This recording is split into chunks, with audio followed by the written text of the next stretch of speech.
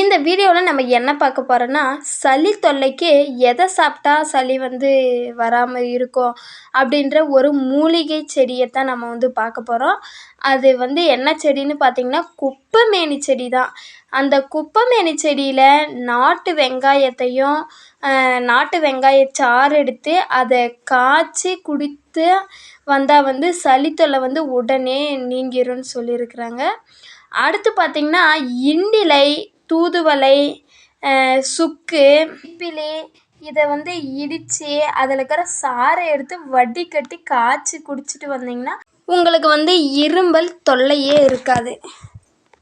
அடுத்து என்ன பார்க்க போகிறோன்னா, உத்தம பூவை காய வச்சு அதை கொளுத்தி அதில் வரும் புகையை முகர்ந்தால் உங்களுக்கு இருமல் நின்றுவிடும்.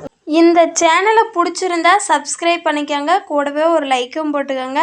அப்போ தான் இந்த மாதிரி அடுத்தடுத்த மூலிகை மருந்தோடு உங்களை நான் சந்திக்க முடியும்.